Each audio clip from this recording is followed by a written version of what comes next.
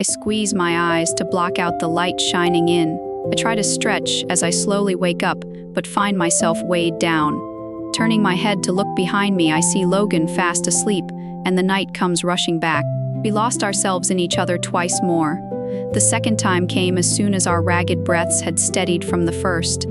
The third, we drifted off, and I woke to his tongue delving into the most intimate parts of me, warm and insistent, pulling me from slumber into a current of sensation. After a peak of ecstasy that left my mind reeling, I returned the same fiery attention, but moments later, he flipped me over on all fours, and our bodies moved together in a fierce, urgent rhythm that burned itself into my memory.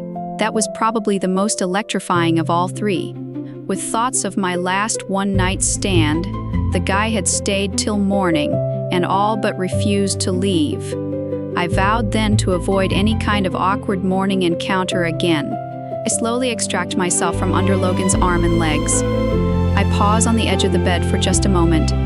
When he doesn't move, and I'm confident he won't, I quietly start gathering my clothes and go into the bathroom to dress. Not wanting the clicking of heels on the wood to disturb him, I keep my shoes in hand as I slip out of the room. I didn't mention it at all last night, but this is also the hotel that I booked for the evening.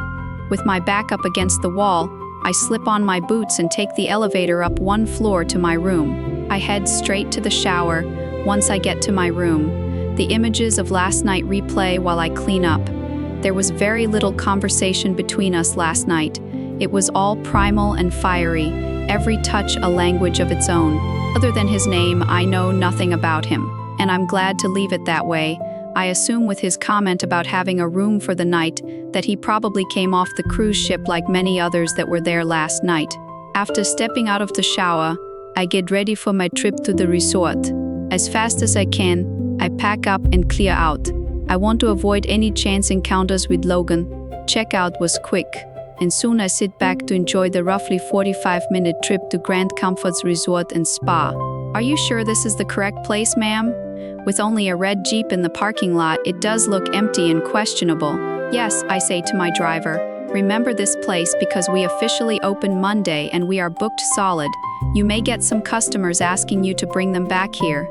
His smile lights his face as he gets out to grab my bags from the trunk. Thank you, Twain. Have a good one. With that, I'm left facing my future. It's a beautiful resort that blends in with the environment around. The colorful flowers and vines intoxicate the senses. They're everywhere I look, from alongside the resort to beside the drive. I take all of it in, from the fountain in the middle of the circular drive to the smooth off-white stone the resort is made of. Crashing waves can be heard in the distance, cawing and twittering of birds overhead. I scoop up both of my bags and head toward the doors. Fingers crossed, I hope the red Jeep that's here is Cece's, and she has the doors unlocked so I don't have to try and call her. Luck is on my side. Stepping through a single door, off to the side of the main revolving doors, I can see the interior is as beautiful as the outside. The main doors are framed by what I believe to be 2 large apes. I slide my bags on the ground to rest by the door and step closer to the statues. They are indeed large apes. Such detail was put into these stone statues. My eyes take in the details of the room. The walls and floors are beige. An array of colors are brought in by the seats and the artwork on the walls. I utterly love the look of this place so far. A deep breath fills my lungs, and a genuine smile takes over. This feels right. This place feels right. I belong here. Not seeing anyone out here, I walk towards the employee door behind the check-in counter while calling out, "Hello, Cece, are you here?" I jump back in haste once at the door before it can hit me in the face. A shocked face stares back at me. "Oh goodness, did I hit you? Are you okay?" She rushes out, my hands up as if in surrender. "I'm okay, I got out of the way before any damage was done." "Cece, I presume," offering my hand. "Good. It would have sucked if I hit you." Taking my hand with enthusiasm. "Yes, Cece, and I'm gonna guess you are Cordelia Montgomery, our new general manager?" She's still shaking my hand. "I am, but please call me Delia." "Will do, boss lady." "Would you like to take a tour of the resort now, or are you eager to get to your condo?" Swinging what I believe are the keys for my condo, she tosses them my way when I was least expecting it. Nice catch. With a light chuckle, I can already tell what she's like. I can tell that she likes to cause mischief and has a playful nature. Hopefully though, as my new assistant manager, she also knows when to be serious for the sake of the job. Since I'm here, why not a quick tour? Doing a shoulder shimmy, she sings, "Follow me," and takes off to the side. I can tell that we are going to be the best of friends. I can just tell these things. Since I'm from here, I can show you around. I'll show you the best places to go. If you want, we can go for lunch after the tour before going to your condo. Since you're gonna live here and be my best friend, it's the least I can do as a, what do you guys call it? Welcome home gift? A new home gift, eh? Whatever it is, you know what I mean, right? My shoulders shake with laughter. That sounds great. All of it sounds great. I would love to have you as my local bestie. I don't think she's gonna give me a choice, so I might as well embrace it. My day with Cece is going great. The resort is beautiful throughout. One of my favorite things was the 2-story pool. The pool on the second floor is enclosed and has a slide that brings you down to the first floor outside pool, which has a swim-up bar and a lazy river. Yes, please. That slide looks like a lot of fun. I joked that I'll have to see when I can have time to try it out. Just so I can recommend it to the guests, of course. Then, the most gorgeous, peaceful, relaxing space I've ever set foot in. The spa. When you turn down the hall, you see the large, intricate glass and gold double doors. Lavender and mint entice your senses and lures you closer. Once through the doors, the splendor of gold accents shimmer all around the first floor, and a majestic staircase leads you up to the second. Another thing I'll have to try out so I know what to recommend. You're able to walk through the bars and restaurants, meeting some employees there as they set up. After continuing through a game room, we went up to the large conference rooms that take up the whole third floor. After we finish seeing the inside of the resort, we start walking outside to the gardens and awnings that are set up all along the beach. On our way back up, we walk through this exquisite solarium room, which will be available for wedding receptions. With the tour over, we are making our way out to her Jeep to feed my growling stomach. Wait, so you have a dossier on everyone? Her look is of part concern and part intrigue. Oh yay, I knew exactly who you were when I saw you before you even introduced yourself. Why didn't you receive one? Clearing my throat, I do my best to keep a straight face as I buckle in. Not buckling up yet. She turns in her seat to face me. No, I did not. What kind of information does it have? Eyes bugging out, she's looking more concerned about what may be in the file. Well, I mean everything. Let's see. Driving records, prior criminal history, schooling if they knew your favorites of anything that's in there. Typical stuff you would find in a dossier. My jaw is hurting from the effort it is taking not to laugh. Huh, is all she can say, and I finally break letting my laughter out. I grab my side as it aches. Jerk, you don't have any of that, do you? She glares at me playfully, a smile cracking on her face. Her laughter rings next to mine. Swiping at the tears on my face, I shake my head. No, it doesn't have all of that. I received everyone's names and positions, but nothing else, so no, I did not know who you were until you introduced yourself. But your face, though so concerned, I have to admit now, I'm slightly concerned about what you might be hiding. Not a thing, I'm the most boring person you'll ever run into. She clicks her seatbelt and starts the Jeep as she faces forward. HA is all I can say as she tosses me a sly smile. We stop at this little side-of-the-road lunch stand. If I was on my own, I would not have thought this place offered food, despite the few tables and chairs set up in front. It's about a 15-minute drive from the resort, which is nice and also means it's close to my condo that I know is only a few minutes away. As soon as my ass hits the seat, Cece bombards me with questions about everything. My head spins, trying to keep up with her. I've never been shy or a closed book, so I have no problem laying it bare for her. Let's see. I became an orphan at 9, when my parents died in a car accident. Stayed in a group home till I was 18 and then went off to college, which is where I met my best friend Lindy. After college, I got a job as the coordinator at a hotel and worked my way up between a few different hotels. Then I took a job at Courtyard Suites as the assistant manager and was there until I came here. Allow me to tell you about myself, she smiles. Both of my parents live on IT. I lived in the same house until I moved over here for university. After graduating, I stayed, and I also took a job at a resort and worked my way up to assistant manager. We're twins. Except, I didn't have to go somewhere else to find paradise, and I'm still only an assistant manager. And the best assistant manager I know you'll be, I cheers to her. Any loves that you are leaving behind? Sadly, I have no epic loves or even love failures to report on. I had a serious boyfriend during secondary school for about 2 years, but then I dropped him for Luano, which ended up only lasting a month. After that, I gave up on love. I know no one can handle all of this epic greatness. Heaving a sigh and shaking her head, I can see the mischief in her eyes. Love sucks, I say in half jest and half seriousness. I had one serious relationship that I thought was true love. I met Jeremy about 3 years ago, and it was a whirlwind relationship. He was everything I wasn't. I was the uptight one while he knew how to have fun. He sure could make me laugh.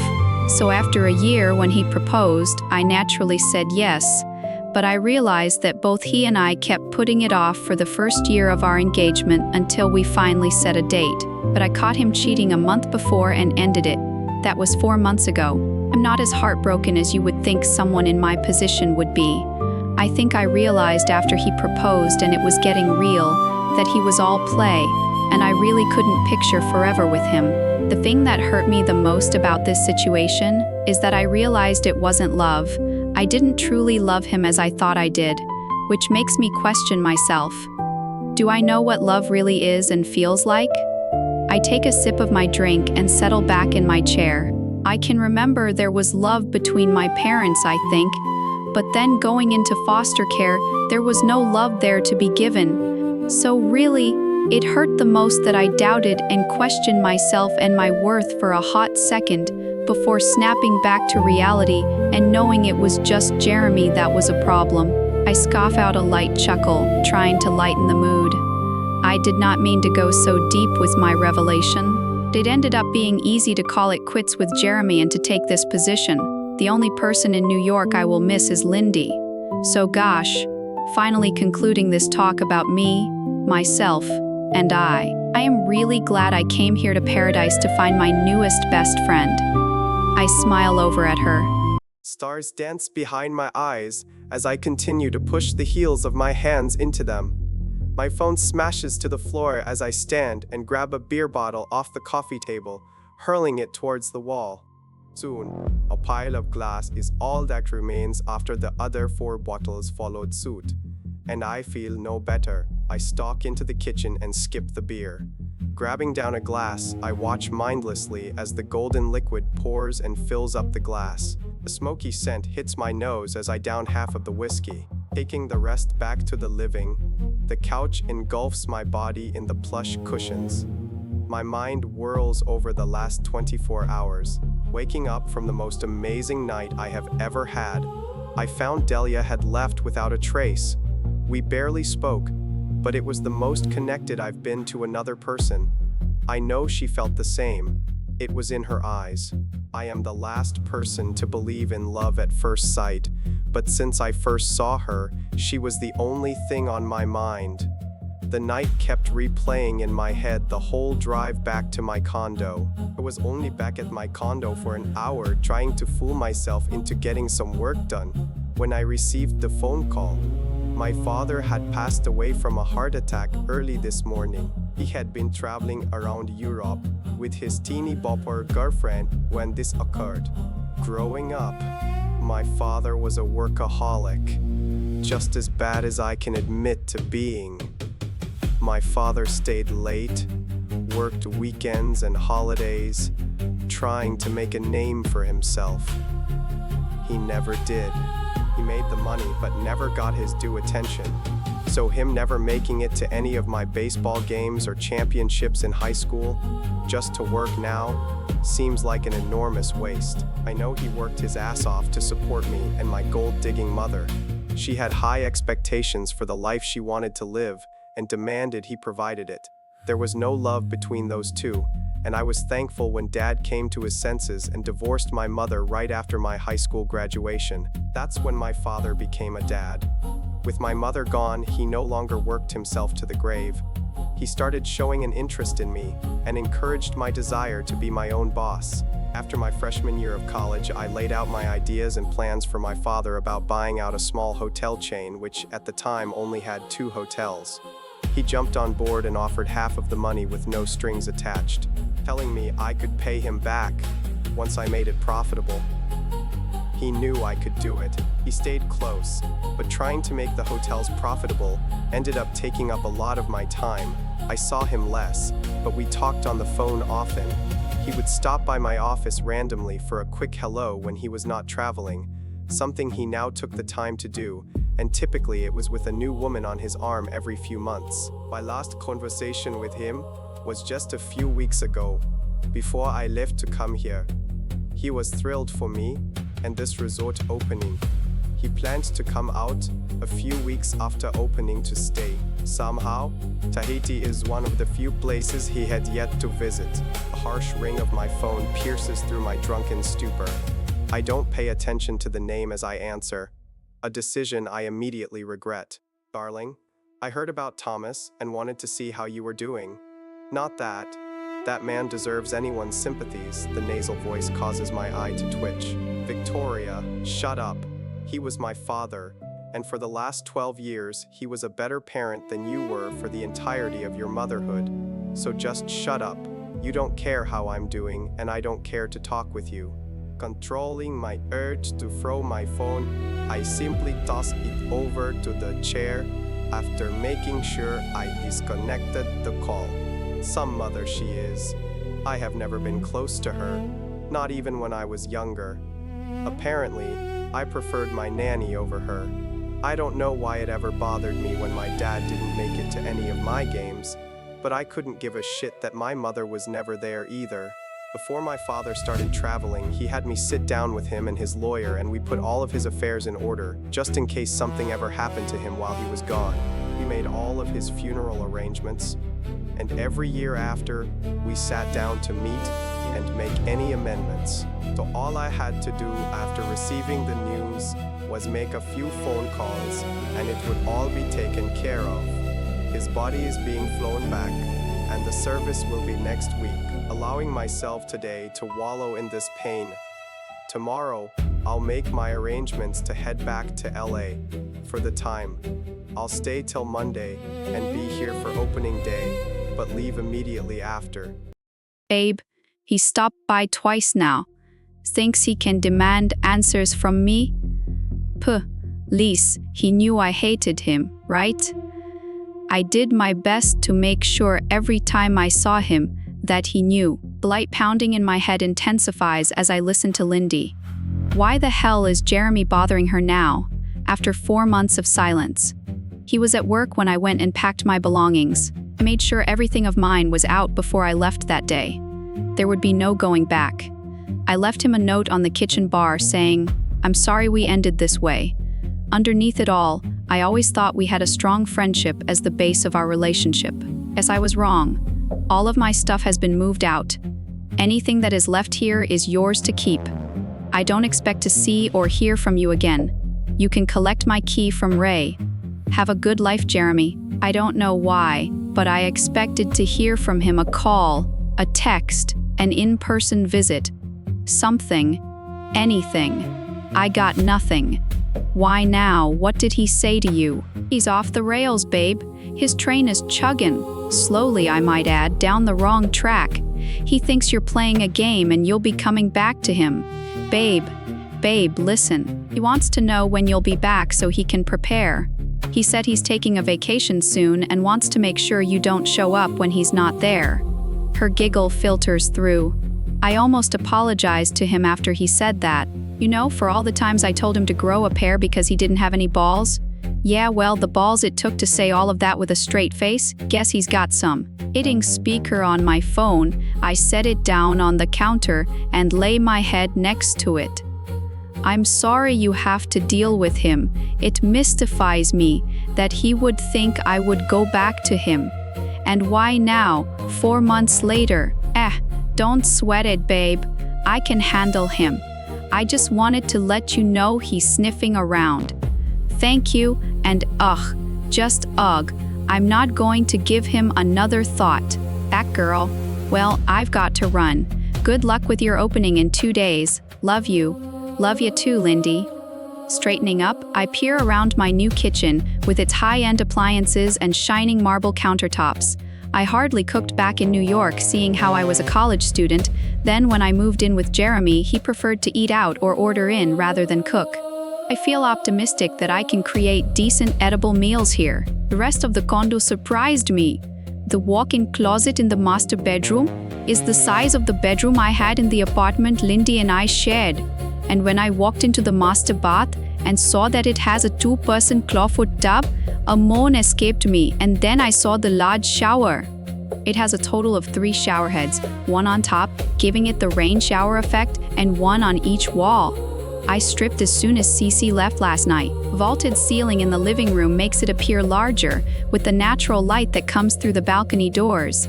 I can't wait till my stuff arrives on Monday to decorate with color, since the walls and furniture are all an off-white color. It's beautiful, there is no denying that.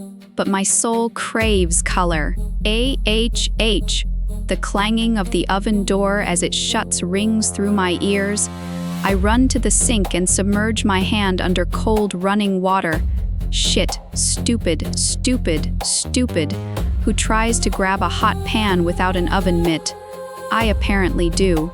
Well, I have now dashed my hopes of becoming a talented chef while here with this reality of ineptitude. Wrapping a towel around my hand, I grab the oven mitts this time and remove the double chocolate chip cookies. With a glare at them, I use the spatula to place a few on a plate. With the plate in my injured hand, I grab my water and head into the living room and sink into the plush couch where I plan to stay, because after the last few days, I only want to stay in, watch movies, and relax. Tomorrow I'll go to the resort where most of the staff will be there to meet and prepare for our opening on Monday. Technically, this week is a dry run week. We have rooms booked for reviewers and influential guests. Next weekend is our official opening to the public on Saturday, when we'll be hosting a luau for our guests and any locals that want to join. The luau has been my project since I was officially hired. Being able to orchestrate everything over the phone or by email, I can use this week to complete anything I wasn't able to from afar. It surprised me to learn that Mr. De Vries is currently here in Tahiti and will be there Monday for the opening and throughout the week. Talk about pressure. We've had a few email correspondences, but I still haven't met or talked to him other than the first interview call. Settling back into this ridiculously comfortable couch that tries to eat me, I scroll through available movies and settle on a rom-com. Did you check your email yet? Is the first thing I hear as I step through the resort doors. Casting a look around the room, I spot Cece sitting in the common area. No, not yet. Why? Mr. De Vries had to head back to the States unexpectedly. Since he has to leave today, he will not be here for the meet and greet today or tomorrow's opening. But he hopes to come back soon to check in person. Thank the Lord, I sigh out. Her laughter lets me know she heard me, along with a few others that are sitting near her, that I failed to notice. I approach the group, offering my hand to the first guy I come to.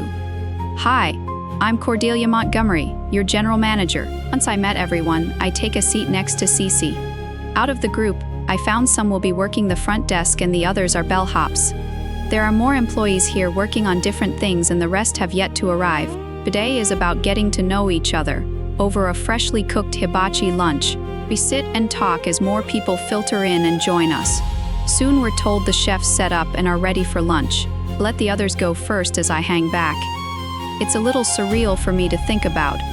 I will not be going in tomorrow to the Courtyard Suites, won't be seeing Roger first thing in the morning, then going about my normal assistant manager duties. This is my new reality. These people are my new work family. I filter into line behind some guys. Peering toward the front, I see Cece up there cracking jokes. Before I can introduce myself to the two guys right in front of me, their hushed voices float back to me.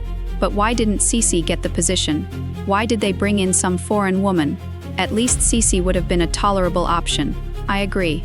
We have no male seniority, except for Julian as the front desk manager. But still, they both have a cynical laugh. I step out of the line and walk to the end, offering a small smile to those I pass. It's nothing I haven't heard before as a woman in an authority position. I worked my ass off to get where I am, to be a manager. Once Roger decides he's ready to retire in a few years, I would have been the one to take his place. So, receiving this opportunity ahead of my projected schedule, I feel blessed. I know the long hours and hard work that I put in and did to get here, and I deserve it. Before I realize it, I'm next up in the line. Good afternoon. A quick glance at his chef coat to determine his name. James. His laughter sends a small thrill through me. The bass in it just settles low in my stomach. My smile quickly turns intrigued. Good afternoon it is. His deep voice drawls as he gives me an appreciative perusal. What can I get started for you? Damn, his seductive brown eyes draw me in, along with his sly smile. He has his dark brown hair up in a man bun, which is sexy as fuck. I was shy when I was younger, and dated very little. Then there was that drunken one-night stand. When I was with Jeremy, it was like no other man existed. He was my only focus. But now that I'm free, I'm not ashamed to admit that I enjoy the attention I've been receiving. Starting with a one-night stand with an absolutely gorgeous and extremely skilled man. And now James flirting with me. I come to my senses after a moment of checking him out. I'm his boss, it wouldn't be appropriate. With a regretful sigh, I dial down my smile and give him my order. Sure thing, his teeth reflecting the sun. I take my plate and see Cece waving me over to the open seat next to her. I see the two guys who were in front of me in line, also sitting at her table. A large breath in, I push my shoulders back and head over, doing my best to command an air of respect. Pulling myself up to the table, I glance at everyone already sitting, offering a smile. Hey, guys, I receive hellos and nods back. It is only a few minutes after I sit down when the guy starts in. So Cece, why are you not the general manager? She rolls her eyes as she looks at me real quick. You know, I wondered the same thing, Hone. But then I remembered I didn't apply to be the general manager. I only wanted to be the assistant manager. Why are you not the general manager? Hone laughs at her question. Good question, Cece. I would probably do better than whoever they brought in. He continues to laugh, unaware of who I am. Cece's eyes darken as she glares at him. Her normal, cheerful voice now comes out clipped. No, you would not do a better job. You did not go to school or put in the work or years to get or earn a position like that. I have worked to become the assistant manager and have a few years holding this position. Cordelia went to school, started at the bottom of the industry, and worked her way up, and held an assistant manager position longer than I have. So no, you would do a shit job. Don't be an asshole. Apologize now before we fire you. And that right there answers the question I had, if she could be serious about work when needed. He looks taken back. Obviously, he was not expecting that from her. In a small voice, sorry, Cece, I meant no offense. I did not mean apologize to me. Apologize to Cordelia, she says, gesturing to me. His eyes go wide as he realizes who I am. I sincerely apologize, Cordelia. I meant no offense. He holds my eyes for a moment before hanging his head. Own, is it? He gives a slight nod. I don't believe you meant no offense, since I was behind you and your friend in line when you made similar remarks, and then to bring it up again to Cece. It is an issue for you, one that we can discuss tomorrow in my office, but as of right now I will accept your apology.